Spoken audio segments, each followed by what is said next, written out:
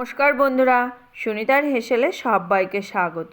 আজ আমি আপনাদের সঙ্গে শেয়ার করব শীতকালের অতি প্রিয় একটা রেসিপি, মটরশুঁটির কচুরি বা কড়াইশুঁটির কচুরি। চলুন তাহলে রেসিপিটি শুরু করা যাক। এখানে দেখুন, আমি কড়াইশুঁটির কচুরি বানানোর জন্য প্রথমেই আমি ময়দাটাকে ময়াম দিয়ে একটা ডো তৈরি করে রেখে দেব। তার জন্য এখানে আমি ময়দার মধ্যে দিয়ে দিয়েছি পরিমাণ মতো একটু লবণ, দিয়েছি 1 চামচ চিনি, আর দিয়ে দেব 4 চামচের মতো সাদা তেল। খুব ভালো করে ময়ামটা তৈরি করে নিয়ে আমি অল্প অল্প জল দিয়ে ময়দার একটা ডো তৈরি করে নেব।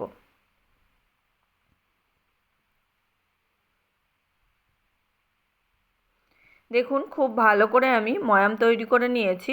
যখন এইভাবে হাতে মুঠো করলে এক জায়গায় জড়ো হয়ে যাবে, তখনই বুঝতে হবে ময়ামটা কিন্তু খুব ভালো হয়েছে। এইরকমভাবে আমি ময়ামটা তৈরি করে নিয়ে এবার আমি অল্প অল্প নর্মাল জল দিয়েই আমি একটা ডো তৈরি করে নেব। খুব বেশি কিন্তু শক্ত ডো তৈরি করব না, আমরা যেরকম লুচি তৈরি করি সেই রকমই একটা ডো তৈরি করে নেব। আর একবারে কিন্তু খুব বেশি জল দিয়ে ময়দাটাকে কিন্তু মাখা যাবে না।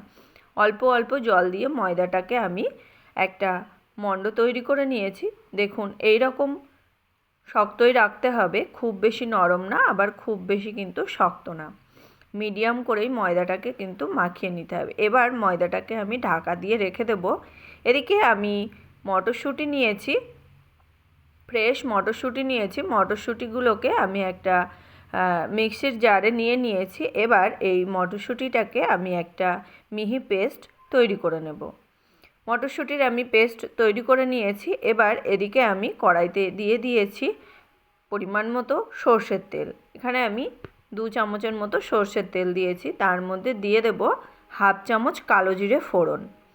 ফোড়নটা একটু ভাজা হয়ে এলে এর মধ্যে আমি দিয়ে দেব সামান্য একটু হিং দিয়ে আমি আবারও খুব ভালো করে একটু মশলাটাকে ভেজে নেব তেলের সঙ্গে। নিয়ে আমি এর মধ্যে দিয়ে দেব 1/2 চামচ পরিমাণে আদা বাটা, আর দিয়ে দেব স্বাদ অনুযায়ী কাঁচা লঙ্কা বাটা। এখানে আমি 4টে কাঁচা লঙ্কাকে বেটে নিয়েছি মিহি করে, সেই কাঁচা লঙ্কা বাটা এখানে আমি দিয়ে দিয়েছি।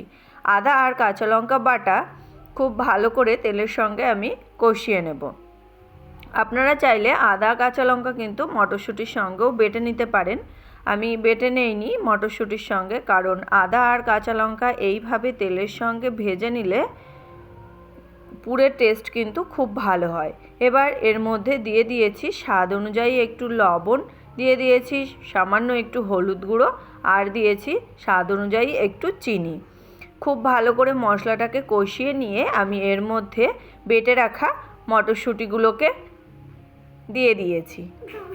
খুব ভালো করে তেলের সঙ্গে মটরশুঁটিটাকে কিন্তু মিশিয়ে নেব। মিশিয়ে নিয়ে এইভাবে নাড়তে নাড়তেই আমি মটরশুঁটিটাকে একবারে শুকনো মণ্ড তৈরি করে নেব। দেখুন, এইভাবে নাড়তে নাড়তে মটরশুঁটিটাকে কিন্তু খুব ভালো করে আমি রান্না করে নিয়েছি। এইরকম যখন শুকিয়ে আসবে তখনই মটরশুঁটিটাকে আমরা নামিয়ে নেব। এইরকম একটা শক্ত পুর আমাদের তৈরি করে নিতে হবে। পুরটা কিন্তু একেবারেই তৈরি হয়ে গেছে। এবার এই পুরটাকে আমি নামিয়ে একটু ঠান্ডা করে নেব। এদিকে আমি ময়দায় লেচি কেটে নিয়েছি। খুব বড় কিন্তু লেচি হবে না, আবার কিন্তু খুব ছোটও লেচি হবে না। আমরা যেরকম লুচি তৈরি করি তার থেকে সামান্য একটু বড় ধরনের লেচি তৈরি করে নিয়েছি। এবার এই লেচিটাকে আমি একটা বাটি শেপ দিয়ে নেব। যেরকম আমরা পুলি পিঠে তৈরি করি কিংবা পুর ভরা পরোটা তৈরি করি, সেই রকমভাবেই কিন্তু তৈরি করে নিতে হবে। এবার আমি এখান থেকে বেশ কিছুটা পরিমাণে আমি কড়াইশুঁটির পুরটা নিয়ে এই ময়দার বাটির মধ্যে দিয়ে হাতের মধ্যে নিয়ে আমি খুব ভালো করে একটা গোল শেপ দিয়ে নিয়েছি। আমরা যারা পুর ভরা পরোটা তৈরি করতে পারি তারাই কিন্তু এই রকম মুখগুলো কিভাবে সিল করতে হবে সেটা আমরা খুবই ভালো পারি। এই একই রকমভাবেই আমি কিন্তু বাকি সমস্ত কড়াইশুঁটির কচুরির মধ্যে আমি পুরগুলোকে ভরে নেব। দেখুন, আমি আবারও একটা ময়দার মধ্যে বাটি তৈরি করে নিয়েছি। নিয়ে এর মধ্যে পরিমাণ মতো আমি মটরশুঁটির পুরটাকে দিয়ে দেবো। বেশ কিছুটা পরিমাণে আমি কিন্তু এখানে পুরটা ব্যবহার করেছি। কম কিন্তু পুর ব্যবহার করা যাবে না, আবার কিন্তু খুব বেশিও পুর ব্যবহার করা যাবে না। খুব বেশি পুর ব্যবহার করলে কি হবে, আমাদের কচুরিগুলো কিন্তু ফেটে যাবে। খুব ভালো করে আমি এইভাবে হাতের সাহায্যে খুব ভালো করে আমি মুখটাকে সিল করে নিয়ে এই রকম গোল গোল করে নিয়েছি। এই একই রকম পদ্ধতিতেই আমি সমস্তগুলোকে তৈরি করে নিয়েছি। দেখুন আমি সমস্ত কচুরিগুলোকে কিন্তু এইভাবে পুর ভরে তৈরি করে নিয়েছি। এবার কচুরিগুলোকে আমি বেলে নেব। তার জন্য এখানে আমি বেলনির গায়ে একটু তেল মাখিয়ে নিয়েছি, আর কিচেন স্ল্যাপের উপরেও আমি একটু সামান্য তেল মাখিয়ে নিয়েছি। নিয়ে আমি কচুরিগুলোকে কিন্তু বেলে নেব।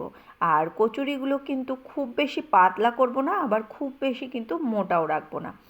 মিডিয়াম সাইজেরই, মানে মিডিয়াম মোটাই আমরা রাখবো, যাতে পুরটা আমাদের বেরিয়ে না যায় সেই রকমভাবেই কিন্তু বেলে নিতে হবে। আর খুব বেশি কিন্তু চাপ দিয়ে বেলা যাবে না। খুব বেশি চাপ দিয়ে বেললে কচুরির পুরটা বেরিয়ে যেতে পারে। এই একই রকমভাবেই আমি কচুরিগুলোকে বেলে নেব। দেখুন এখানে আমি কচুরিগুলোকে কিন্তু বেলে নিয়েছি। এবার এই কচুরিগুলোকে কিন্তু আমি ভেজে নেব। তার জন্য এখানে আমি কড়াইতে সাদা তেল গরম হতে বসিয়ে দিয়েছিলাম। সাদা তেলটা আমাদের গরম হয়ে গেছে। এবার এর মধ্যে আমি একটা কচুরি দিয়ে দিয়েছি। কচুরি দিয়ে এইভাবে হাতার সাহায্যে একটু নাড়াচাড়া দিলেই কিন্তু কচুরিটা কিন্তু খুব ফুলে উঠবে। এই একই রকমভাবে আমি মিডিয়াম আঁচেই কচুরিগুলোকে ভেজে নেব। ফুল আঁচে ভাজা যাবে না। ফুল আঁচে ভাজলে কিন্তু কচুরিগুলো খুব বেশি খাস্তা হবে না। আমরা এরকম মিডিয়াম আঁচে কচুরিগুলোকে ভেজে নেব। আমি আবারও আরেকটা ভেজে আপনাদেরকে দেখাচ্ছি। বানানো কিন্তু খুবই সহজ, আর খেতেও কিন্তু খুবই ভালো লাগে। এই রকম শীতকালে যদি রাতের ডিনারে গরম গরম এরকম কড়াইশুঁটির কচুরি আর আলুর দম হয়, তাহলে কিন্তু আর কোনো কথাই হবে না। তাহলে বন্ধুরা, আমার এই সহজ পদ্ধতির কড়াইশুঁটির কচুরি আপনাদের কেমন লাগলো অবশ্যই কিন্তু কমেন্ট করে জানাবেন। যদি ভালো লেগে থাকে তাহলে একটা লাইক করবেন, আর সাবস্ক্রাইব করে পাশে থাকার অনুরোধ রইল। দেখুন বন্ধুরা, আমি একে একে সমস্ত কচুরিগুলোকেই কিন্তু ভেজে নিয়েছি। আমি আবারও একটা আপনাদেরকে দেখাচ্ছি।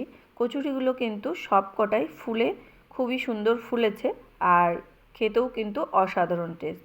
আমি যেভাবে এই কচুরিগুলো বানিয়েছি অবশ্যই একবার এইভাবে বাড়িতে ট্রাই করে জানাবেন আমাকে আপনাদের কেমন লাগলো। তাহলে বন্ধুরা, আজকের মতো এই পর্যন্তই।